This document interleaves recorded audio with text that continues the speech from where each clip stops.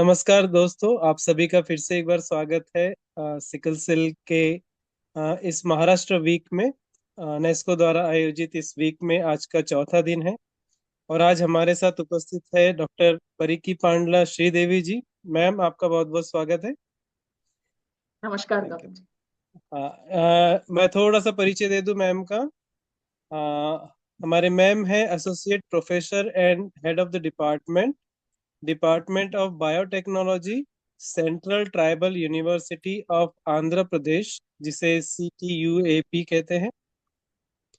और मैडम ने बहुत काम सिकल पर किया है, आज भी वो आंध्रा में कर रहे हैं। इसके पहले मध्य प्रदेश में उन्होंने सिकल सेल कंट्रोल के प्रोग्राम में सरकार के साथ में ही है मिलकर काम कर रहे हैं। और आज हम उनसे यही जानना चाहेंगे कि किस तरह से सरकारी स्वास्थ्य सुविधाओं के साथ सिकल सेल को बेटर केयर किया जा सकता है, और सिकल सेल में जो स्टिग्मा है उसके क्या प्रभाव है, इसके बारे में आज जानेंगे और सजेशन लेंगे। मैम, आपका बहुत बहुत स्वागत है। और ये फोरम अभी आपका है, आप प्लीज हमें सजेशन दें। Thank you so much. सबको नमस्कार। पहले तो मैं गौतम जी को और नास्को को बहुत बहुत बधाई देना चाहती हूँ एंड आपके एफर्ट्स के लिए। ये जो कंटिन्यूअस एफर्ट्स आप सिकल सेल डिजीज पेशेंट्स के लिए कर रहे हैं, इसके लिए आपको बहुत बधाई एवं शुभकामनाएं भी देना चाहती हूँ।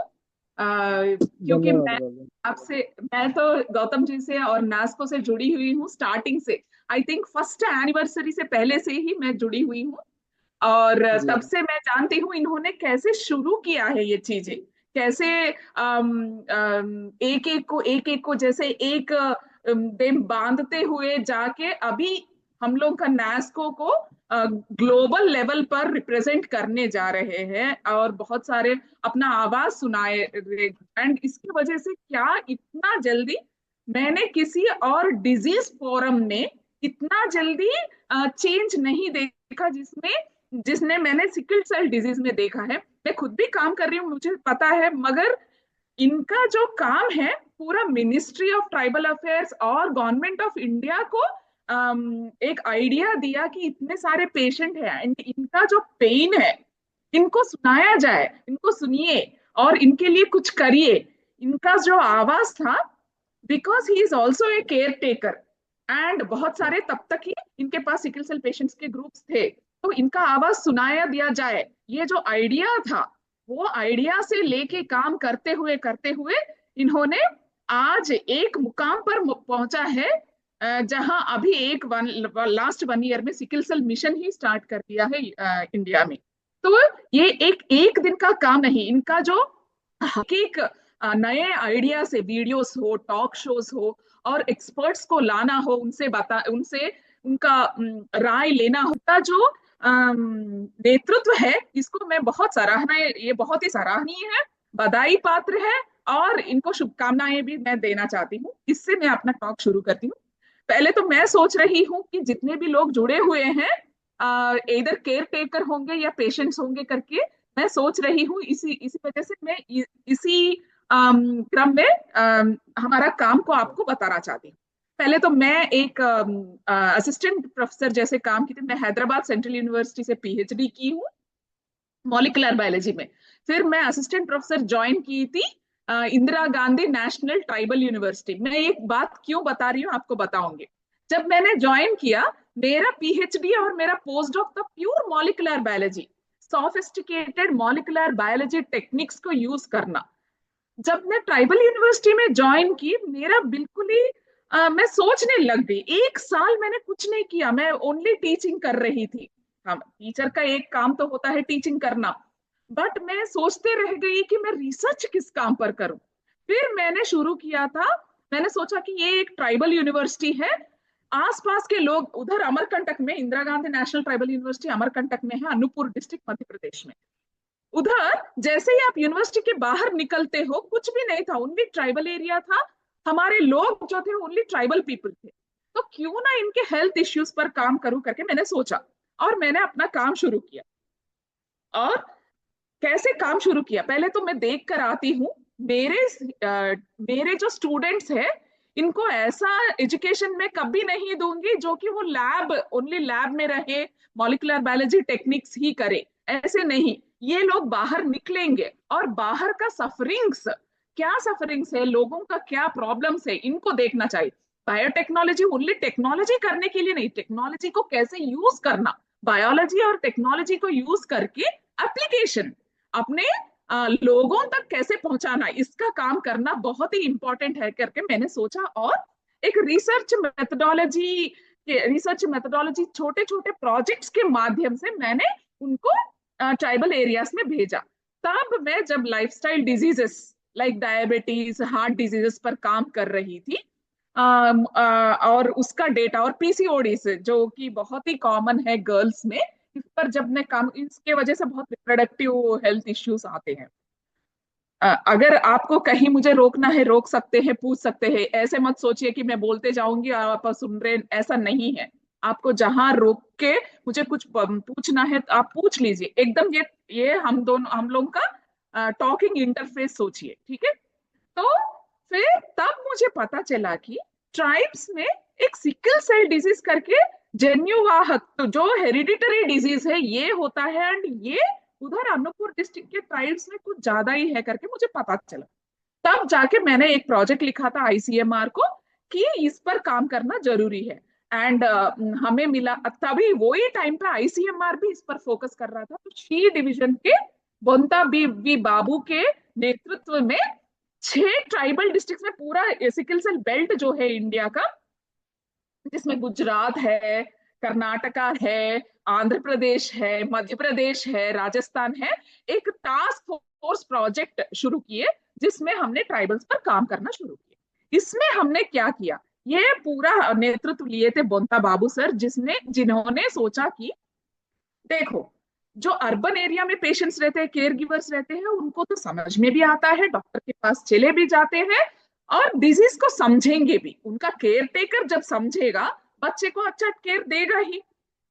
तो ट्राइबल एरिया में क्या हो रहा है, उनके अभी तो थोड़ा सा ट्राइबल एरिया में उनका एजुकेशन तो ठीक हो ही रहा है, मगर उनके मम्मी पापा भी समझे, उनके केयर गिवर्स पहले समझे कि ये डिजीज क्या है, इनको जिंदगी पर मैनेज करना पड़ता है, ये चीज को अपने ब्रेन में लाए। तो ये करने के लिए पहले गवर्नमेंट हेल्थ केयर सिस्टम को ही स्टेबलाइज करना पड़ेगा, ये वाले सोच से हमने ये काम शुरू किया था। पूरे 6 ट्राइबल डिस्ट्रिक्ट्स में, असम, उड़ीसा को भी, इनमें ये राज्यों में ट्राइबल डिस्ट्रिक्ट तो लिया गया।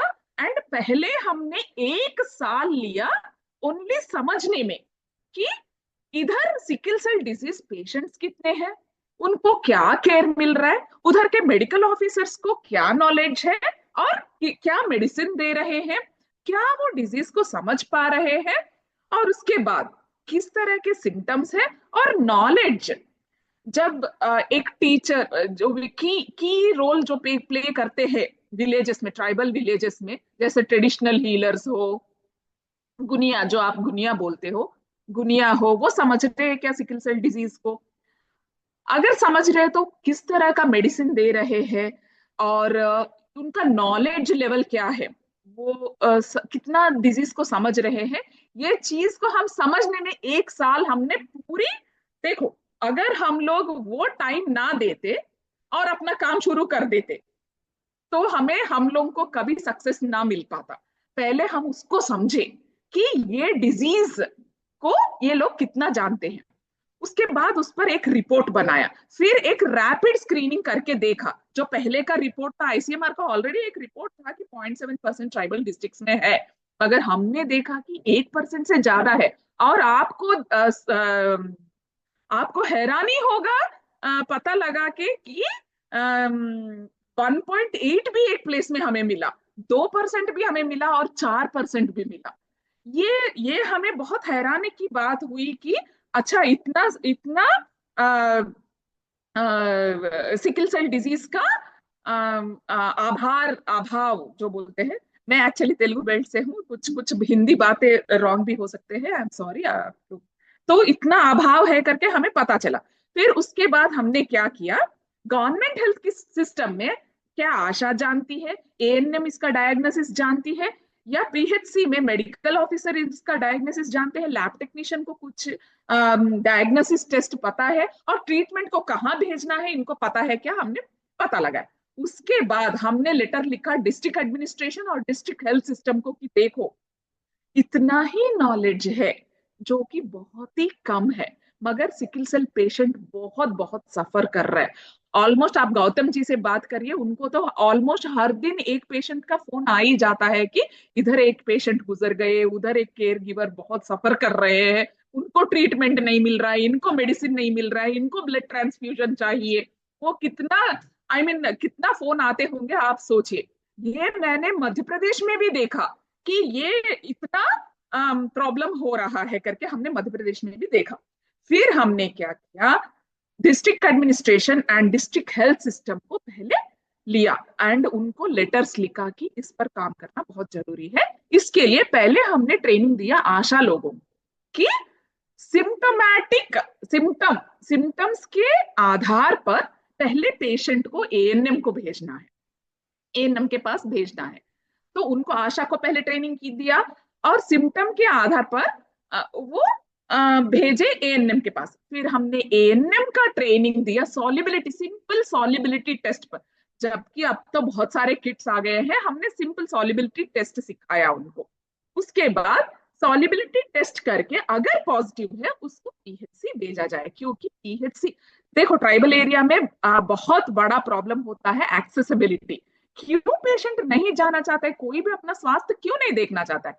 वो दिन जाएंगे तो उनका रोज का आमदनी नहीं आएगा, नहीं तो बच्चे का स्कूल जाएगा, नहीं तो फार्म जो एग्रीकल्चर काम करने जाते हैं उनका एक दिन का जो पैसा है वो, क्योंकि पीएचसी तो बहुत दूर होते हैं।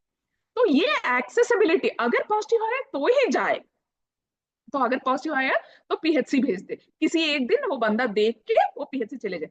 हमने एक पर्ची बनाया, वो पर्ची जाएगा पीएचसी, जब भी एएनएम जाएगी वो पर्ची देकर आएगी कि ये बंदा आएगा।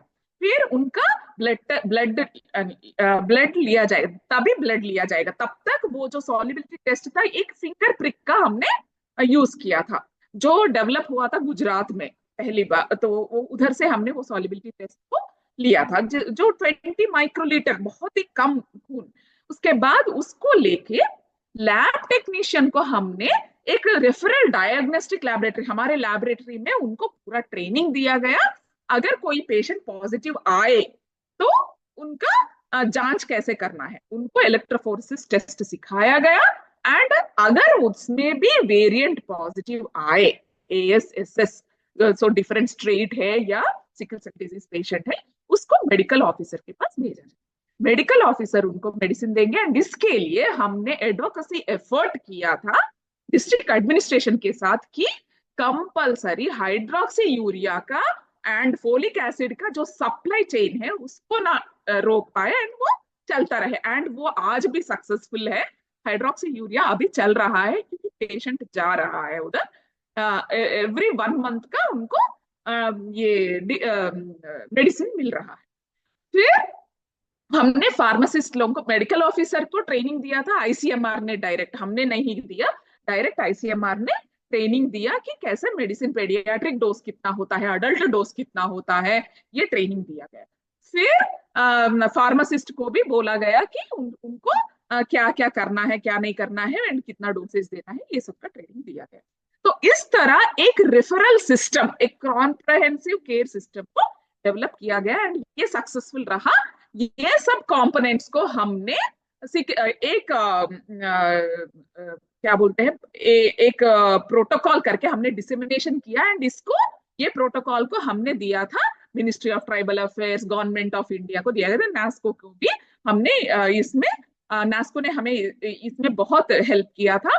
तो तब जाके ये सारे कंपोनेंट्स अभी सिकल सेल मिशन में भी, अभी शाहडोल में, आंध्रपुर डिस्ट्रिक्ट में मैंने काम किया था। एंड शाहडोल में आपको याद होगा प्राइम मिनिस्टर नरेंद्र मोदी जी ने सिकल सेल मिशन को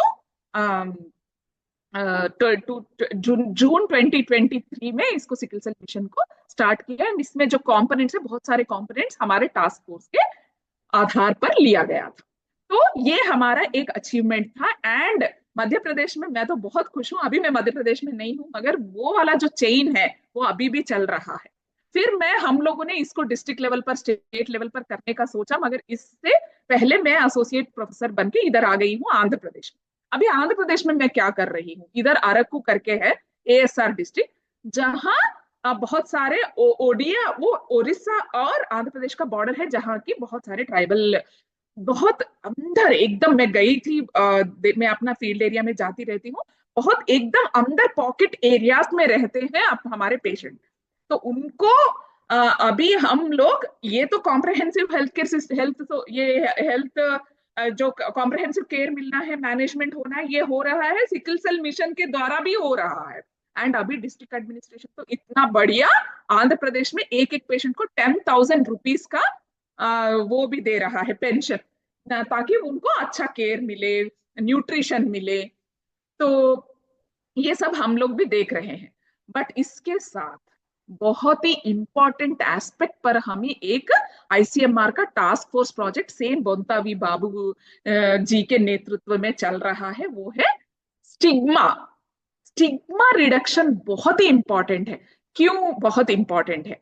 आपने तो ये सब बहुत अच्छे से कर लिया, मगर क्या पेशेंट वो मेडिसिन लेने जा रहा है? इसका, जब कोई भी डिजीज, फॉर एग्जाम्पल ट्यूबरकुलोसिस हो, अरे अरे उधर मत जाओ, वो खांसेगा तो वो तुम्हें भी आएगा, ये जो सोशल स्टिग्मा है सिकल सेल डिजीज में कुछ ज्यादा ही है, क्योंकि ये हेरिडिटरी डिजीज है, ये कम नहीं होगा, इसको मैनेज करना पड़ता है। मगर सक्सेस स्टोरीज के माध्यम से नास्को का एक बढ़िया काम मुझे बहुत अच्छा लगता है, वो है सक्सेस स्टोरीज उन्होंने जो बनाया। जैसे मध्य प्रदेश में तो एक आशा थी, आशा वर्कर, वो खुद भी सिकल सेल डिजीज पेशेंट थी, एंड उनके दो बच्चे भी। मगर उसने कितना समझदारी से उनके बच्चों को भी मेडिसिन दिलाती है, खुद भी लेती है, और इसका अवेयरनेस भी करती है। ऐसे सक्सेस स्टोरीज का यूट्यूब, आप इनास्को का यूट्यूब चैनल देखिए, तो ये सक्सेस स्टोरीज के वजह से लोगों ने लोगों में ये स्टिग्मा कम होने लगा। अभी हम लोग स्टिग्मा और एक स्टिग्मा स्केल रिडक्शन, अगर आप साइंटिफिकली सोचने से, यूएस में, यूरोप में ये स्टिग्मा का स्केल है ऑलरेडी, ये सिकल सेल डिजीज के लिए, मगर इंडियन कॉन्टेक्स्ट में कितना स्टिग्मा है, इसका स्टडी नहीं हुआ है, जो कि हम कर रहे हैं, ताकि ये हम जब गवर्नमेंट को देंगे, अच्छा इतना स्टिग्मा है तो इसका रिडक्शन के लिए क्या करें। और सिकल सेल मिशन के वजह से अभी स्टिग्मा बढ़ने का चांसेस ज्यादा है। क्यों? सिकल सेल मिशन में अभी स्क्रीनिंग चल रहा है, चलेगा, ज्यादा पेशेंट्स मिलेंगे ही। जब ज्यादा पेशेंट मिलेंगे, अब तक जितने भी लोग जो डिस्क्लोज नहीं कर रहे हैं कि उनका सिकल सेल डिजीज का स्टेटस क्या है स्टिग्मा के वजह से, वो ज्यादा हो जाएगा, होने का चांसेस है। तो ये स्टिग्मा स्केल कितना है, ये गवर्नमेंट को बताना बहुत जरूरी हमने समझा, एंड हेंस हम लोगों ने ये स्टार्ट किया। इसके साथ हम लोग जो काम कर रहे हैं, आपको मैं बताना चाहती हूँ, इकोनॉमिक बर्डन एक ट्राइब के ऊपर, एक साधारण सा फैमिली के ऊपर, अगर उनके फैमिली में एक सिकल सेल डिजीज पेशेंट रहता है, दो रहते हैं, एंड कितना दूर उनको जाके मेडिसिन लेना पड़ता है, एंड मेडिसिन का कितना अभाव रहता है, ये भी हम एक पढ़ा, we are study with our cohort, हमारे कोहॉर्ट के साथ हम ये स्टडी कर रहे हैं, एंड ये हम लोग ये देने वाले हैं गवर्नमेंट को, ताकि सिकल सेल डिजीज का बर्डन इंडिया गवर्नमेंट पर कितना है एंड उनके पेशेंट के ऊपर कितना है, इसके लिए गवर्नमेंट को क्या करना है। और एक बहुत ही इंपॉर्टेंट बात मैं आपको बताना चाहती हूँ, डिफरेंट डिफरेंट एरियाज में सिकल सेल डिजीज पेशेंट का जो पेन होता है डिफरेंट होता है। वो वेरिएंट के वजह से हो सकता है, मॉलिक्यूलर उसके वजह से हो सकता है, एनवायरमेंट के वजह से भी हो सकता है। जैसे आपको पता ही होगा, बहुत सारे आप पेशेंट्स या केयर गिवर्स हो तो ये कोल्ड सीजन में कितना प्रॉब्लम होता होगा, क्राइसिस में ज्यादा जाते होंगे। तो ये pain analysis different different areas में कैसा है, ये भी एक गवर्नमेंट को हम लोग ये करने की कोशिश कर रहे हैं कि उसके आधार पर जो रिसोर्सेस है फैसिलिटेट ज्यादा करे for the patients, and tribal areas में कुछ ज्यादा करे।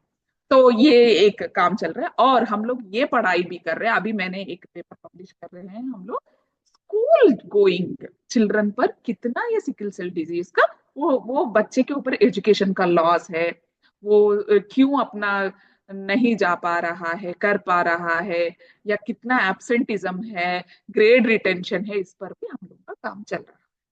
तो इस तरह हमारा काम हम लोग ये कोशिश कर रहे हैं कि सिकल सेल डिजीज पर जो कंपोनेंट्स तो मिशन चला ही रहा है एंड मिशन ले ले लिया है, एंड बहुत सारे डॉक्टर्स इस पर काम कर। अभी मैं चंद्रपुर गई थी जहां गौतम जी भी थे।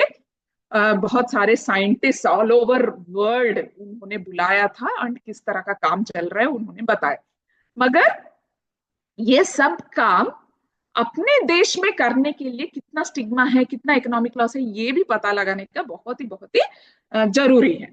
तो ये काम हम कर रहे, हमने शुरू किया था 2022 नवंबर में, और हम लोग ये काम कर रहे हैं। और अभी इंटरवेंशन भी हम लोग स्टार्ट करने वाले हैं स्टिग्मा रिडक्शन के लिए। स्टिग्मा रिडक्शन करना बहुत ही जरूरी है कि पेशेंट हैप्पीली तो है भाई है। हम लोग वी आर करेजियस, हम लोग करेजियस है। एक डिजीज है तो उसको हम मैनेज करेंगे, एंड केयर गिवर को भी इतना ही करेज होना चाहिए कि अपना बच्चा है जो भी है तो है इसको हम मैनेज करेंगे एंड उसको अच्छा जिंदगी क्वालिटी ऑफ लाइफ हम देंगे, और हम जिएंगे, गवर्नमेंट हेल्थ केयर सिस्टम का पूरा लाभ उठाएंगे, और अपने स्वास्थ्य को हम ठीक रखेंगे। और इससे हम लोग किसी और का एग्जाम्पल भी बनेंगे। तो ये स्टिग्मा रिडक्शन से ये सब हो पाएगा। तो स्टिग्मा रिडक्शन में हम लोग गवर्नमेंट हेल्थ केयर सिस्टम के साथ भी काम करने वाले हैं। आशा एएनएम को फिर एक बार पूरा डिस्ट्रिक्ट और अपने जितना जितना भी प्लेस है आंध्र प्रदेश में मैं काम कर रही हूँ, और सब स्टेट्स में एक एक लोग काम कर रहे हैं। इसमें हम लोग 6 स्टेट है, और इसमें हम लोग देखेंगे कि कम्युनिटी में अवेयरनेस आए। अगर कम्युनिटी में अवेयरनेस आए स्टिग्मा बहुत कम हो सकता है। और इसमें हमारे बहुत सारे स्कूल में भी कंपोनेंट्स है जहां हम लोग अवेयरनेस प्रोग्राम्स प्लान कर रहे हैं। उसके बाद हम इवेल्युएट करके देखेंगे हमारे काम की वजह से कुछ स्टिग्मा अगर कम हुआ तो हम लोग गवर्नमेंट को दिखा सकते हैं कि ये वाले कंपोनेंट्स भी हम लोग सिकल सेल मिशन में ऐड कर सकते हैं। तो ये इस तरह मेरा काम चल रहा है। अभी अभी आप लोग क्या चाहते हो कि आप कुछ मुझे पूछना चाहते हो तो मैं उस पर इन एलॉबरेटली बताऊं, या मेरा काम बताते ही जाऊं? आप क्या चाहते हैं बताइए। जी धन्यवाद मैडम। आपने बहुत अच्छे से अपने काम के बारे में दोनों चीजों के हेल्थ केयर सिस्टम और स्टिग्मा इसको बहुत अच्छे से बताया, और आज मुझे समझ में भी आया और ज्यादा अच्छे से कि आपका काम कितना कितना बहुत ही सराहनीय है। और ट्राइबल्स में ये सब काम करना इफेक्टिवली गवर्नमेंट के साथ ही बहुत मुश्किल होता है। लेकिन इसको बहुत अच्छे से आपने हैंडल किया मैम। तो मैं दर्शकों से कहना चाहूंगा कि आपके जो गौतम जी, सोशल स्टिग्मा। मैं बोलते जाऊं और इससे कुछ मतलब नहीं होगा ना। मैं चाहती हूँ कि वो कुछ मुझसे समझे, मैं और डीपली बताऊं उनको इसीलिए मैंने रोका है। ये नहीं कि बिल्कुल। मैं बोल और भी बोल सकती, मगर ये एक तरफ का बोलने से कुछ नहीं होगा, है ना? आप बताइए। हाँ जी। हाँ, तो वही मेरा कहना है हमारे दर्शकों से कि आप सोशल स्टिग्मा यानी जो हमारे यहाँ किस तरह का स्टिग्मा है कि सिकल सेल क्यों होता है। आप हम लोग विदर्भ में रहते हैं मैडम, महाराष्ट्र में मोस्टली, और अलग अलग स्टेट्स में अलग अलग स्टिग्मा है। तो जो भी अलग अलग स्टेट के लोग यहाँ जुड़े हैं तो वो अपना शेयर कर सकते हैं कि हम उसे कैसे रिड्यूस करें। दूसरा कि हेल्थ केयर सिस्टम में जो आपको प्रॉब्लम होती होगी तो उस प्रॉब्लम को कैसे आप सॉर्ट आउट करा सकते हैं, इस बारे में आप मैम से सजेशन मांग सकते हैं। तो ये फोरम अभी ओपन है क्वेश्चन एंड आंसर के लिए। इसके हेलो। हेलो जी सर पूछ। जी जी सर। मिस। बताइए। हेलो मैडम, मैं सुनील सातपुते। हेलो। जी बताइए सुनील हेलो। जी। हेलो मैडम, मैं हाँ, सुनील सातपुते, केमिस्ट एसोसिएशन अध्यक्ष, सिकल सेल उपाध्यक्ष। नमस्ते मैडम। मैं वरोरा में, चंद्रपुर डिस्ट्रिक्ट वरोरा में रहता हूँ। मेरा लड़का सिकल प्लस थैलेसीमिया है और आईआईटी पवई में एमटेक कर रहा, सेकंड ईयर फाइनल में। हाँ, तो वो मैडम उसको हमने 1.5 साल से जो हाइड्रोक्सी यूरिया दिया है, हेमाटोलॉजी शैलेश बांबोडे सर, तो 1.5 साल में मैडम हमें लगता है कि सिकल सेल बीमारी चली गई। अभी वो सिंहगढ़ चढ़ गया मैडम, और सिकल सेल का बीमारी मैं इतना सर्वे भी करता हूँ मैडम गवर्नमेंट हॉस्पिटल में जाके। सीएस से भी उसको गेट्स के एग्जाम के लिए उसको ये था, तो वो बोले ये इतना स्ट्रांग दिखता है तो इसको कैसा देंगे अपन डिसेबिलिटी का। तो फिर उनको जीआर बताया मैडम सीएस को, तो फिर उन्होंने बोला कि वो ठीक है। तो ये मैडम कैसा है, ये सिकल सेल पेशेंट को भी जो हाइड्रोक्सी यूरिया ड्रग्स है, हमारे गवर्नमेंट हॉस्पिटल में मैं हमेशा हर महीने जाता हूँ तो 4 से 5 पेशेंट हाइड्रोक्सी यूरिया लेते हैं मैडम। और लोग ये बीमारी छुपाते हैं, अपन बोलते हैं कि अपन इतना, हमारे यहाँ 10 पेशेंट आते मैडम, 8 दिन में उनको क्राइसिस में जाते हैं, सलाइन लगाओ ये लगाओ, हम इतना बताते हैं कि तुम हेमाटोलॉजिस्ट से ये लो, उसका पूरा ट्रीटमेंट लो तो आपको कोई तकलीफ। मेरे को तो लगता है कि मेरे पास इतना सुविधा है, हॉस्पिटल है मेरे पास, मैं केमिस्ट हूँ, तो मगर इतनी सुविधा होने के बाद भी हमारे को इतनी तकलीफ हुई। मगर ये 1.5 साल में मैडम पूरा ऑल टोटली ऐसा लगता है कि सिकल सेल चला गया। मैं पूरा यहाँ भी जाता हूँ, वहां भी मैं अपना ये करता हूँ कि सबको लोग बताता हूँ कि मैडम ये कर। आप बोलते चंद्रपुर में आए थे साइंटिस्ट, मैं वही भी आया था, नागपुर में भी आया था, अमेरिका का डॉक्टर। और मैडम कैसा है, प्लेटलेट के बारे में ये डॉक्टर लोगों का ये है कि प्लेटलेट मैडम अपन ऐसा किए तो वो अपना प्लेटलेट कम आता है, उसके बारे में वो बोलते हैं आप प्लेटलेट कम है तो पेशेंट को और एडमिट रखते हैं। तो हमने मैडम को वही बोला डॉक्टर ने क्या भाई इसका प्लेटलेट मैनुअल करो। मैनुअल करने के बाद मैडम ऐसा निकालेंगे तो 50,000 आता है, मैनुअल निकाले तो हम डॉक्टर ने बताया देखो, बोले गिनो 1,90,000 प्लेटलेट था। मुंबई में वैसे ही होता था मैडम, मैं बड़े बड़े हॉस्पिटल में वो प्लेटलेट के वजह से एडमिट रखते थे। मैं उनसे झगड़ता था, मैं बोला इनका प्लेटलेट तुम मैनुअल करो, मेरे को प्लेटलेट से कोई नहीं। बाम्बोडे सर यही बोलते हैं कि तेरी तबीयत ठीक है, बाकी कुछ देखना नहीं, क्योंकि प्लेटलेट के बारे में भी ऐसा है। और ऐसा यही है मैडम क्या, हमारा ही कहना है कि चंद्रपुर में इतना आईसीएमटी का इतना बड़ा ये है, तो हमारा यही कहना है कि हम अभी मीटिंग थी अभी, तो मैं नहीं आया था, मैं बाहर गया था, 3 महीने में एक आधे बार मैडम एक आधा हेमाटोलॉजिस्ट का थोड़ा सा ये रहा, हम गवर्नमेंट सीएस के पास भी गए तो बोले यहाँ डॉक्टर नहीं है प्रॉपर, तो ट्रीटमेंट क्या करेंगे, और बोलते बाद में क्या ट्रीटमेंट ये देंगे। तो यही हमारा कहना है कि हम पेशेंट इतने हैं मैडम कि हम उसको बताए कि भी फायदा नहीं है, कि वो हम 4 से 5 पेशेंट हाइड्रोक्सी यूरिया लेते हैं, हम बोलते हैं कि हमारा 1.5 साल में हमारे को एक तकलीफ नहीं हुई, तो ये बीमारी नहीं, तो हम ये थोड़ा सा ये भी होना चाहिए कि हाइड्रोक्सी यूरिया का भी डोज परफेक्ट देना और लेना। फुकट में मिल रहा है तो नहीं ले रहे लोग, और लोग बीमारी छुपाते क्यों ये पता नहीं। मैं तो इकोनॉमिकल स्टेटस डिफरेंट डिफरेंट होता है। कोई बराबर। कोई उनको अच्छे डॉक्टर के पास ले जाके अच्छा ट्रीटमेंट दिला सकते हैं, कोई बोन मैरो ट्रांसप्लांटेशन ही करवा सकते हैं, कोई प्रीनेटल डायग्नोसिस करवा सकते हैं, को सबका अपना अपना होता है। मगर आप ट्राइबल एरिया में देखिए जहां मैं काम कर रही हूँ, उनको पता भी नहीं है कि उनको सिकल सेल डिजीज है। देखिए, तो ऐसे ऐसे प्लेसेस में अवेयरनेस और स्टिग्मा कम करने की बहुत ही जरूरत है। अगर ट्राइबल एरिया में कैसे भी करके आपने पहले डायग्नोसिस को इंट्रोड्यूस किया, तब क्या उनको पता चलेगा अच्छा मुझे ये डिजीज है। उसके बाद नेक्स्ट स्टेप में नहीं, कुछ नहीं होगा इससे, जब उनमें जेनेटिक काउंसलर या जेनेटिक काउंसलर छोड़ो, हेल्थ केयर वर्कर उनमें वो कॉन्फिडेंस भर दे कि इसमें कुछ भी नहीं है, ये कोई किसी को टच करने से आने वाला डिजीज नहीं है, खांसी से आने वाला डिजीज नहीं है, बस अपने आप को पूरी जिंदगी इसको मैनेज करना है हाइड्रोक्सी यूरिया और एंड फोलिक एसिड से। एंड जब भी क्राइसिस में जाए तुरंत तत्पर रहना है, जाना है, ब्लड ट्रांसफ्यूजन कर लेना है। एंड कहीं कहीं प्लेसेस में कुछ ज्यादा ही क्राइसिस का प्रॉब्लम होता है एंड उनको ब्लड ट्रांसफ्यूजन का कोई भी फैसिलिटी नहीं मिल पाता है, तो गवर्नमेंट सिस्टम को भी एक तरफ से हम लोग तत्पर करें और सिकल सेल पेशेंट में स्टिग्मा भी कम करें।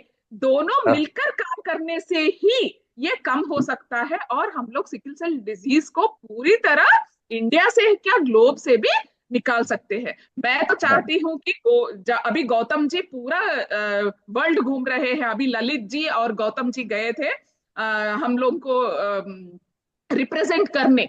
वहां भी आप गौतम जी आप बताएं कि किस तरह गवर्नमेंट हेल्थ केयर सिस्टम और पेशेंट स्टिग्मा से निकल के अगर दोनों मिलके पेशेंट ग्रुप्स अगर मिलके काम करें, सिकल सेल डिजीज इज उनको कम करना बहुत ही आसान होगा। ये बात आप बताइए एंड किस तरह कौन से कंपोनेंट्स इसके लिए काम करने चाहिए, इस ये बात का भी आप बोल कर आइए। बहुत बहुत धन्यवाद सुनील जी। आप जैसे मैडम आप अपना वर्ड स्प्रेड करते रहिए। बिल्कुल। मैडम और नागपुर में एओआई हॉस्पिटल है, कैंसर हॉस्पिटल। वहां पर मैडम 10 बजे तक गए तो 100 रुपीज फीस है, हैप्पी अवर्स में रखा है।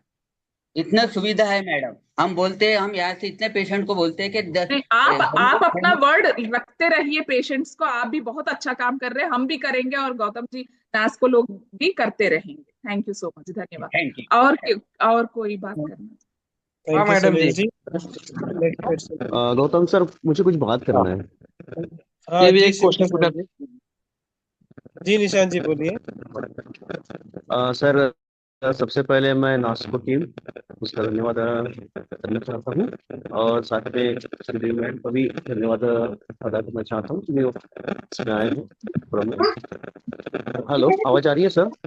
हाँ आ रही है, बताइए। मैम, आप सबका शुक्रिया अदा करता हूँ। एक्चुअली मेरा बच्चा जो है वो 6 साल का है, 7 साल का है, ठीक है। और जब से मैं नास्को टीम के साथ में जुड़ा हूँ मैम, तो पहले तो ये 3 साल तक हर महीने में एडमिट होता था जीएमसी में, हर महीने में। तो मैम, जब से मैं नास्को टीम के साथ में जुड़ा हूँ, गौतम सर मुझे मिले, उसके बाद में जो भी मुझे हेलो जी बताइए, हेलो बताइए हाँ सर, बताइए। हाँ मैम। तो मैडम, जब से मैं गौतम सर के साथ में जुड़ा, नास्को टीम के साथ में जुड़ा, और ये जूम मीटिंग अटेंड कर रहा हूँ पहले से, और कुछ वीडियो देख रहा हूँ उनके वाले उड़ान सीरीज वगैरह, तो उसमें मुझे जो नॉलेज जो मिला है, मुझे काफी अच्छा मिला है। उसमें हाइड्रोक्स यूरिया कैसे लेना है, उसका मिलीग्राम कैसा होता है बच्चों के लिए, वो, और फोलिक एसिड। तो मैम, अभी मेरा बच्चा धूप में भी जाता है, ठंड में भी जाता है, स्टेयर भी चढ़ता है। हाँ, 100 स्टेयर चढ़ा। अभी जस्ट मैं अभी मुंबई जाके आया मैम, 100 स्टेयर चढ़ा है वो, लेकिन पानी बहुत ज्यादा पीता है मैम। तो मैं आप सभी सभी पानी डॉक्टर्स ज्यादा और पीना चाहिए। साइंटिस्ट, हाँ मैम, सभी डॉक्टर्स और साइंटिस्ट और नास्को टीम और डोंगरे सर का मैं बहुत ज्यादा शुक्रिया अदा करना चाहता हूँ मैम, क्योंकि बच्चा स्वस्थ है। अभी तक 4 साल में वो हॉस्पिटलाइजेशन नहीं हुआ है। Thank you ma'am. बहुत बहुत बहुत अच्छा निशान जी, आप जैसे केयर टेकर्स ही हमारे लिए क्या बोलते हैं इंस्पिरेशन है। क्योंकि बच्चे को जब पेरेंट ही बोलेगा कि ये क्या, जब आपको भी कितना करेज लगा होगा जब आपको पता चला होगा कि मेरा बच्चा सिकल सेल बच्चा है एंड ये पूरा जिंदगी इसके साथ रहेगा। मगर आपने कितना करेज से आगे जाके उसको आगे बढ़ाने की, आप जैसे लोगों को हैट्स ऑफ करना चाहिए। और ये जो आपने बताया कि पानी, आप देखे होंगे नेस्को ने भी लास्ट ईयर एक वाटर बॉटल अभियान किया था। ये बहुत ही अच्छा चीज है। अभी हमारे इंटरवेंशन में स्पेशल कॉम्पोनेंट, गौतम जी सुन रहे होंगे, स्पेशल कॉम्पोनेंट ही हम लोग पूरा पैम्पलेट्स ओनली वाटर बॉटल पर कर रहे हैं। आप देखेंगे आते हुए हम लोग हाइड्रेटेड, हम अपने आप को sickle cell disease patient hydrated रखना कितना कितना इंपॉर्टेंट है, इस चीज को हम लोग स्प्रेड करना चाहते हैं। क्योंकि हर हर डिजीज को एक आप आजकल आप सुन रहे होंगे होलिस्टिक मैनेजमेंट और होलिस्टिक ट्रीटमेंट, किसी भी डिजीज को एक ही एलोपैथी मेडिसिन से कम नहीं कर पाएंगे आप। एक होलिस्टिक ट्रीटमेंट होना चाहिए। इसमें होलिस्टिक ट्रीटमेंट में ओनली हाइड्रोक्सी यूरिया लेंगे और मैं सो जाऊंगा बोलने से नहीं चलेगा। इसके साथ तो जैसे हाइड्रेटेड रखना है, अपने आप को तंदुरुस्त रखना है, अपने आप को अच्छे न्यूट्रिएंट्स देना है, आयरन कंपोनेंट्स ज्यादा लेने वाला न्यूट्रिशनल फूड लेना है। ये केयर टेकर को भी पता होना चाहिए और पेशेंट को भी पता होना चाहिए। तो ये वाले कंपोनेंट्स आप जब इंट्रोड्यूस करेंगे आपके आप पेशेंट तो आप डिजीज को ज्यादा अच्छे से मैनेज कर पाओगे। इससे आप कम क्राइसिस में जाओगे। इस पर बहुत सारे पब्लिकेशंस भी है, अगर आप पढ़ो हमारे माध्यम से, आप सुनो नहीं तो मैं बता रही हूँ कि अपने आप को हाइड्रेटेड रखना बहुत ही ज्यादा। जैसे नॉर्मल लोग 1 लीटर 2 लीटर भी पी ले, अ, एक दिन में 8 लीटर लेना चाहिए ये तो सब लोग बोलते हैं, मगर जनरली हम लेते नहीं है, 2 लीटर 3 लीटर लेते हैं। मगर सिकल सेल डिजीज पेशेंट को तो इसको एकदम फॉलो करना चाहिए कि 8 लीटर तो दिन में उसको लेना ही चाहिए। इससे वो कम क्राइसिस में जाएगा। जैसे सुनील जी बोल रहे थे, जैसे अभी निशान जी बोल रहे थे, उनके बच्चे कल को ये क्या बोलते हैं, ये सीढ़ी क्या चढ़ना, माउंटेन भी चढ़ ली, ये मैं बोलना चाहती हूँ जी। कमिंग टू सोशल स्टिग्मा, हम लोग काम ही इसीलिए शुरू किए सचिन जी, आपके क्वेश्चन में ही आंसर है। हम लोग काम ही इसीलिए शुरू किए हैं कि गवर्नमेंट को बताए कि सोशल स्टिग्मा कितना ज्यादा है। एंड आप जो बोल रहे हैं ना, जो डिसेबिलिटी सर्टिफिकेट जो अभी सिकल सेल मिशन के माध्यम से और नास्को के वजह से आज जो डिसेबिलिटी सर्टिफिकेट मिल रहा है, वो आपके लिए बहुत लाभदायक है। क्योंकि ऐसे जॉब्स में जिसमें ज्यादा फील्ड वर्क ना हो, आपको हड़बड़ी जब ज्यादा होगा आप जल्दी से क्राइसिस में चले जाओगे। और थोड़े प्लेसेस में, ठंड वाले प्लेसेस में, जैसे नॉर्थ इंडिया में बहुत जल्दी क्राइसिस में जाते हैं, ऐसे वाले प्लेसेस में भी आ, अगर उनको किस तरह का काम मिलना चाहिए, ये जब आपके पास डिसेबिलिटी सर्टिफिकेट होगा विद सिकल सेल डिजीज, आप जिसमें ढल सकते हो वैसा वाला काम देने का कोशिश गवर्नमेंट कर सकता है। इसीलिए हमने सोशल स्टिग्मा पर काम करना शुरू किया है। इतना पता है आपको, आपको जान के खुशी होगा कि हम लोग स्टिग्मा स्केल, कितना स्केल पर अगर 0 to 5 लिया जाए, कितना ज्यादा स्टिग्मा है इंडिया में, ये हम लोग गवर्नमेंट को बताने वाले हैं। जो आप मुझे बता रहे हैं वो ही काम हम करके गवर्नमेंट को बताने वाले हैं कि इसको कम करने के लिए आपको सिकल सेल डिजीज पेशेंट के लिए किस तरह उपलब्धियां, किस तरह फैसिलिटेट करना है, किस तरह के जॉब्स में उनको लेना है, ये ही हम फैसिलिटेट करने जा रहे हैं सचिन जी। आप बिल्कुल ही निश्चिंत रहिए। अभी सिकल सेल मिशन स्टार्ट हो गए, 2023 में स्टार्ट हुआ। और इम्प्लीमेंटेशन आप गौतम जी को पूछिए, अभी जस्ट उसका इम्प्लीमेंटेशन के कंपोनेंट्स के लिए अभी जस्ट हमें आईसीएमआर में बुलाया गया था। मिशन में किस तरह के कंपोनेंट्स होना चाहिए, तो किसी भी कोई भी चीज एक दिन में 2 दिन में चेंज नहीं होता। क्यों, आपको पता है ट्यूबरकुलोसिस में को इंडिया में कम करने के लिए कितने साल लगा, आपको पता है? एटलीस्ट 40 लाख, 40 डिकेड्स, 40 साल लग गए। क्योंकि ट्यूबरकुलोसिस से कुछ नहीं, एंटीबायोटिक ऐसे ऐसे ऐसे 9 महीने लेने से वो कम होगा, ये बताने के लिए, कम होने के लिए। और आपको पता है गांव में कितने सारे लोग ट्यूबरकुलोसिस से मरते थे, उसका तो कोई वो ही नहीं, क्योंकि वो लोग बाहर नहीं आते थे। ट्यूबरकुलोसिस है करके बोलने से क्या होगा, तो कोई हमसे बात नहीं करेगा कुछ, ये सोशल स्टिग्मा की वजह से वो लोग बाहर नहीं आते थे। ये स्टिग्मा को कम करके, ट्यूबरकुलोसिस स्टिग्मा पर कितने साइंटिस्ट काम किए पता है, वो सब कम करके गवर्नमेंट को उन तक मेडिसिन पहुंचा के फाइनली अभी ट्यूबरकुलोसिस ऑलमोस्ट 0 होने वाला है। अभी भी है, थोड़ा थोड़ा है, जहां इम्यून सिस्टम बहुत ही कॉम्प्रोमाइज्ड रहता है वहां भी है। तो सिकल सेल डिजीज का भी होगा, don't worry, you are first generation. Actually आप सोचिए, you are the first generation people, you हाँ आर नहीं द मैडम ठीक है, आप बहुत अच्छी यू आर कोशिश द कर रही है मैडम, बहुत एग्जाम्पल, अच्छी। बस ये यू हमारा आर द मैसेज भी एग्जाम्पल। पहुंचे। समझिए, आप मुझे मुझे कंप्लीट करने दीजिए। आप एक एग्जाम्पल हो, सोशल स्टिग्मा को कम करने का एग्जाम्पल बनो, ना कि गवर्नमेंट को नकारो। और जब आप गवर्नमेंट के साथ देंगे और भी गवर्नमेंट अच्छा करेगा। Sachin ji. Thank you, madam. Next question, please.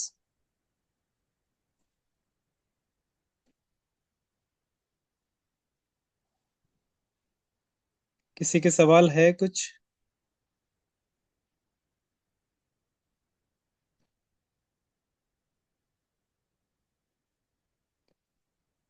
ठीक है, आई थिंक मैम सारे सवालों के जवाब मिल गए हैं। तो हम लोग अगर क्विक एक किसी का लास्ट क्वेश्चन हो तो क्विक लेते हैं, अदरवाइज आप कंक्लूड करें मीटिंग। सर सर मैं एक बात करना चाहता हूँ सर। मैं निशान हाँ, बोल रहा सवाल हूँ। सवाल पूछ लीजिए। हाँ, सवाल कुछ नहीं है सर, सिर्फ बताना चाहता हूँ एक्चुअली मेरा भतीजा है, वो हीमोफीलिया है सर। हीमोफीलिया। ठीक है। हाँ हाँ। हाँ हीमोफीलिया मेरा भतीजा, और मेरा बच्चा सिकल सेल केसेस है। लेकिन जितना काम सिकल सेल पे हो रहा है सर, उतना हीमोफीलिया पे नहीं हो रहा है। ठीक है। तो मैं ये चाहता हूँ कि जितना काम सिकल सेल पे हो रहा है बहुत अच्छा हो रहा है हमारे पेशेंट के लिए। मैं देख रहा हूँ सर कि बहुत ज्यादा न्यूज में भी सुनता हूँ, पेपर में भी पढ़ता हूँ कि बहुत ज्यादा सिकल सेल पे काम हो रहा है। तो मैं ये चाहता हूँ कि सभी लोगों से ये कहना चाहता हूँ, जो पैनलिस्ट आते हैं, जो जूम मीटिंग में डॉक्टर साइंटिस्ट आते हैं, तो हम ये चाहते हैं कि भी आप उनसे बहुत अच्छी तरह से बात करो, क्योंकि हमें आगे चल के बहुत सारा बेनिफिट मिलने वाला है इसके ऊपर में। तो शुक्रिया सर, धन्यवाद मुझे बोलने के लिए निशांत जी, समय मैं दिया। इसका आंसर मैं आपका करना भी चाहता हूँ।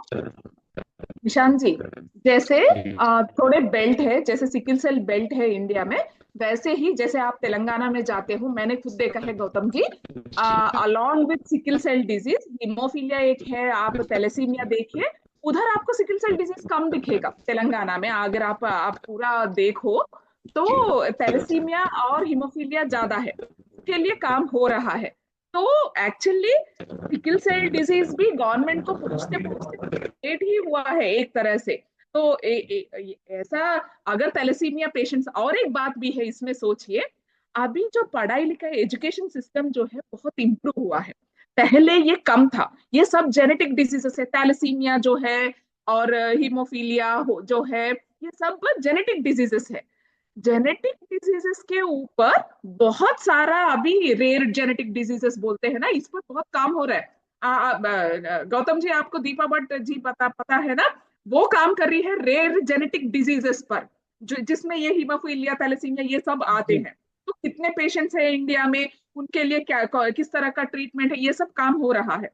तो ये ये ऐसा वाला रेयर जेनेटिक डिजीज होता है करके अभी अवेयरनेस भी बढ़ रहा है। जैसे ही अवेयरनेस बढ़ रहा है, ये जेनेटिक डिजीजेस कम होते जा रहे हैं।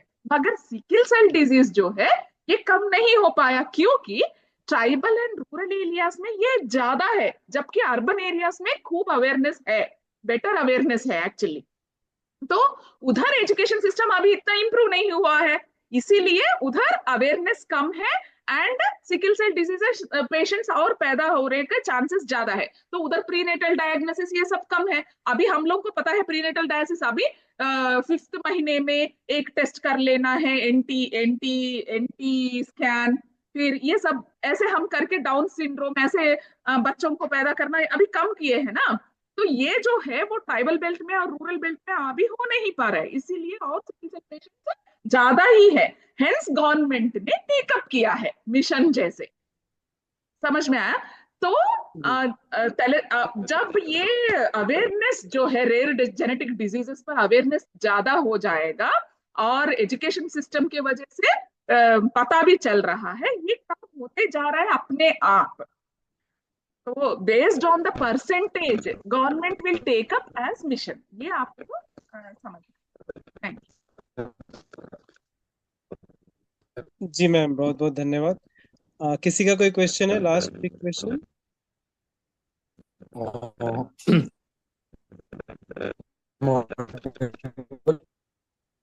Thank you ma'am, thank you. मेरे बच्चे को फ्री में एजुकेशन मैम, नागपुर में। आपका वॉइस नहीं आ रहा है।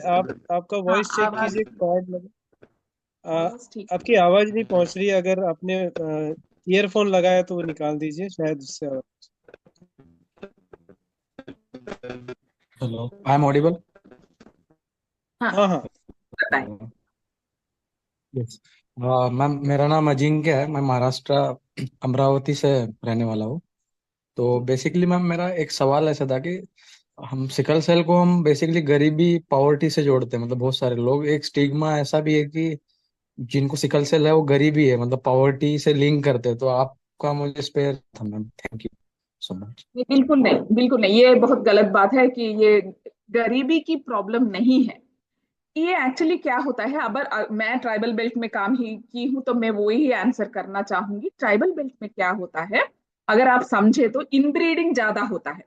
वो अपने ही ट्राइब में शादी करने का, आई मीन शादी का जो होता है वो ज्यादा होता है, क्योंकि वो लोग पॉकेट्स में रहते हैं। अगर आप ट्राइबल एरिया कभी गए हुए तो देखो, वो लोग पॉकेट्स में रहते हैं, तो वही पॉकेट्स में, वही विलेजेस में वो शादियां चलता है। इसके वजह से, इनब्रीडिंग के वजह से उनमें सिकल सेल, आप एक ही फैमिली में आप देखोगे, अभी मैं गई थी अरकू, एक ही फैमिली में उनका भाई सिकल सेल डिजीज पेशेंट है, उनके हस्बैंड गुजर गए सिकल सेल डिजीज से, उनके दो बच्चे हैं, दो भी एसएस पेशेंट है। मैं तो पूरा ही चौंक गई थी जब उनको पता था उनके भाई का सिकल सेल डिजीज है। तो एंड वो अकेली लेडी, उनके हस्बैंड गुजर गए एंड वो अकेली लेडी जो कि कैरियर है, वो दोनों बच्चों का टेक केयर कर रही है। इतना प्रॉब्लम। तो it is not about poverty, it is about awareness. ये अवेयरनेस से जुड़ाना चाहिए।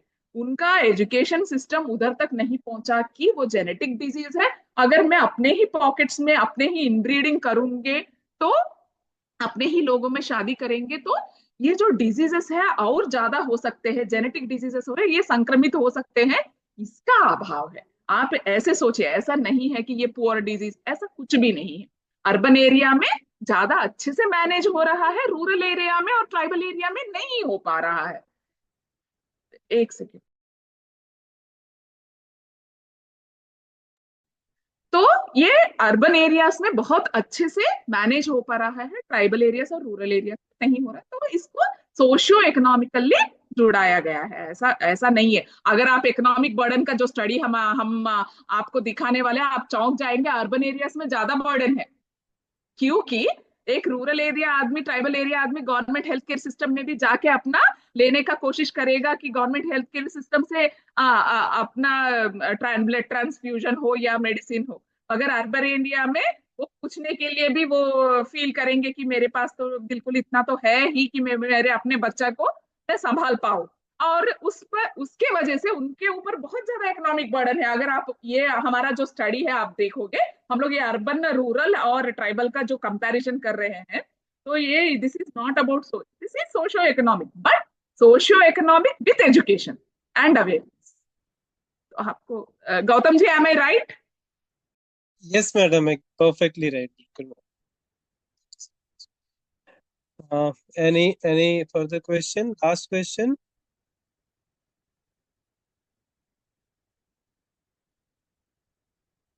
I think मैम सबका जो आज आपने मार्गदर्शन किया है। हेलो हाँ, है क्या? बोलिए, हेलो जल्दी बोलिए, सर। बस 5 मिनट है। हाँ हाँ, बोलिए। सर ये 10 साल का है। हाँ हाँ, हेलो। कहाँ से बोल रहे हैं आप? तो झारखंड रांची से सर। हाँ हाँ, बोलिए।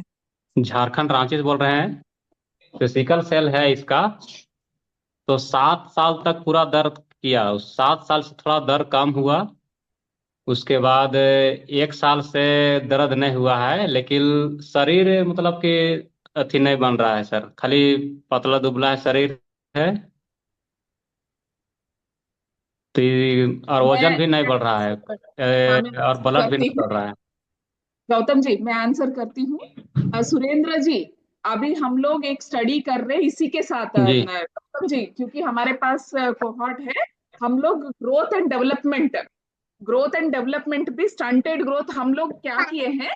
एक सेम, आपका बच्चा 7 साल का है ना, 7 साल का जी सेम और एक बच्चे को हमने कंपैरिजन करके देखा है कि कंट्रोल और अगर देखा जाए तो सिकल सेल डिजीज पेशेंट में ग्रोथ में कितना डिफरेंस है। एंड इवन हम लोग रिप्रोडक्टिव इश्यूज पर भी काम कर रहे हैं, कैसे विमेन में रिप्रोडक्टिव इश्यूज भी आ सकते हैं सिकल सेल डिजीज की वजह से। आपने बहुत सही कहा है, इनका न्यूट्रिशन का आप देखिए प्लीज। हाइड्रोक्सी यूरिया लेंगे, उसका प्रेन का थोड़ा सा क्राइसिस वगैरह कम होगा। टाइम पर वैक्सीनेशन करवाइए निमोनिया का वगैरह, वो सब ठीक है। मगर उसका न्यूट्रिशन, उसको अच्छा आयरन मिल रहा है, अच्छा आयरन वाला फूड मिल रहा है, वो टाइम पर खा रहा है। एंड उसका जो एनर्जी लेवल्स है अच्छा कैसे रह रहा है। बच्चा है तो जाहिर सी बात है, वो ज्यादा वो करने की ही कोशिश करेगा, तो उसको कैसे मैनेज करना है, उसकी एनर्जी को कैसे कंजर्व करना है, ये आप देखिए, उससे थोड़ा अच्छा ही रह सकता है। थोड़े थोड़े प्लेसेस में एनवायरनमेंट की वजह से भी बहुत ज्यादा प्रॉब्लम है बच्चों के ऊपर, है ना Gautam ji? Am I right? And Gautam ji इस पर और अच्छे से बोल सकते हैं। हाँ जी, बहुत बहुत धन्यवाद मैडम, बिल्कुल आपने सही कहा। हाँ, आप ग्रोथ की चिंता ना करें। सिकल सेल में थोड़ा लेट ग्रोथ होता है, यानी देरी से ग्रोथ होता है। अगर 10वीं क्लास में बच्चा गया तो वो ऐसा लगेगा कि वो 6वीं 7वीं का बच्चा है, लेकिन घबराने का नहीं है, बाद में ग्रोथ होता है। इसे लेट ग्रोथ बोलते हैं। दूसरा कि हाइड्रोक्सी यूरिया शुरू है क्या झारखंड में उसका? हाइड्रोक्सी यूरिया गोली खाता है क्या? जी। हाइड्रोक्सी यूरिया गोली हाँ उस हाँ, ले रहा है अभी। दे रहा है ना? फिर जैसा मैडम ने कहा है, न्यूट्रिशन पर ध्यान दीजिए, हाँ। आपकी दवा पे चालू है न्यूट्रिशन की वजह से। और सिकल में थोड़ा लेट ग्रोथ होता है, तो आप उसकी चिंता मत करें कि वो इतना दुखता क्यों है। बस अगर वो दिमाग से शार्प है, एक्टिविटी उसकी अच्छी है, अगर उसकी सारी हलचलें बढ़िया है, तो आप बिल्कुल बेफिक्र रहे, वो आगे जाके एक अच्छा उसका हेल्थ बन जाएगा। ठीक है, अब उसकी हेलो। हेल्थ की चिंता। सब कुछ ठीक है सर, बस खाली। अच्छा अच्छा। Hello. Hello. Hello. Hello. Hello. Sunil ji हाँ बोलिए। हेलो। हाँ हाँ, बोलिए सुनील जी। हमारे हाँ। पास लास्ट के 2 मिनट है, आप थोड़ा। उनको यही बोलना चाहिए चाहता तो, क्योंकि मेरा भी बेटा सर अभी 1.5 साल में, पहले 55 किलो वेट था, अभी 70 किलो वेट हो गया उसका। और हाइट भी 5 फुट 10 इंच है, इसलिए उनको बोलना घबरा नहीं, बढ़ता है वो। इसके लिए बोला था।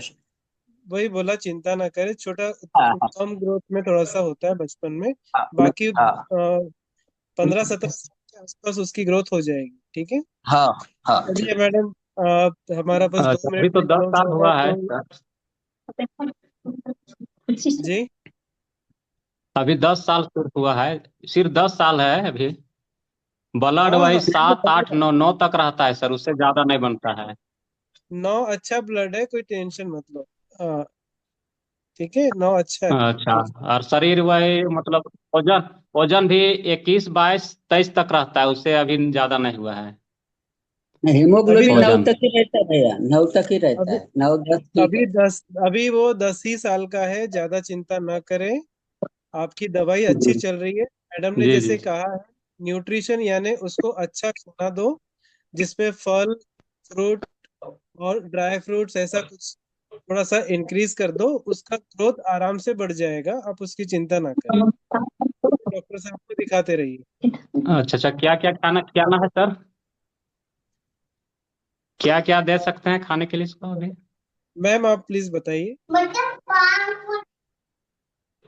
आयरन रिच फूड्स खाना बहुत जरूरी है, अलोंग विथ पानी एंड जूसेस जी। के तरह ज्यादा ज्यादा दीजिए। वो इजीली उनको अब्सॉर्ब अच्छा होता है न्यूट्रिशन में। Iron rich food, iron rich का मतलब गौतम जी, आयरन रिच क्या बोलते हाँ, हैं? जैसे जैसे एप्पल में पी आयरन ज्यादा पी है ना? हाँ। तो इस तरह के जिसमें आयरन ज्यादा हो, ऐसे फूड का भी उसमें इस्तेमाल करें आप, है ना, खाने में। कुल अच्छा। मिला के जितना हरा, जितने ज्यादा कलर के वस्तु ये खिलाएंगे, उतना ज्यादा अच्छा रहेगा। ठीक है, और चाइनीज ठीक है फूड सर। बिल्कुल, हाँ, चाइनीज फूड बच्चों को बिल्कुल नहीं देना। ठीक है, तला हुआ बहुत ज्यादा नहीं जी। देना, और जो भी देना है वो घर का बना हुआ देना, बाहर का नहीं। इस तरह का आइटम, ठीक है। अच्छा अच्छा, जी जी, ठीक है सर। हाँ, थैंक यू सो मच। ठीक है थैंक सर। यू मैडम, बहुत बहुत धन्यवाद आपका। हाँ, आपको भी धन्यवाद और सभी को। और मैं आप सभी को बताना चाहूंगा, जब से नेस्को ने अपना काम शुरू किया है, मैडम पहले दिन से साथ में है, और मैडम के गाइडेंस से हमने आगे आगे चीजें को बढ़ाया है, और सारे उतार चढ़ाव हमारे मैडम ने देखे हैं, हमें सजेस्ट किया है। और हम नेस्को के एक सीनियर एडवाइजर हैं, और आज मैडम आपने हम सभी को बहुत अच्छा मार्गदर्शन दिया, और उसके लिए बहुत बहुत धन्यवाद। और आपके कार्य को भी, जो अभी एमपी में आपने बहुत अच्छे से सक्सेसफुल किया है, आंध्रा में भी वो सक्सेस हो, और हम हमारे सारे जो सिकल सेल वॉरियर्स है वो वहाँ भी अब अच्छे जीवन व्यतीत करें। इन शुभ कामनाओं के साथ मैडम, मैं सभी सिकल सेल परिवार की तरफ से आपका बहुत बहुत धन्यवाद देता हूँ। आने धन्यवाद के लिए गौतम बहुत जी, और बहुत सब लोग स्वस्थ रहे, खुश रहे और अच्छा टेक केयर करे। Thank you Gautam ji. Thank you madam. मिलते हैं कल हम फिर नए एक्सपर्ट्स के साथ रात में। शुक्रिया thank you ma'am. Madam, thank you so much, good night.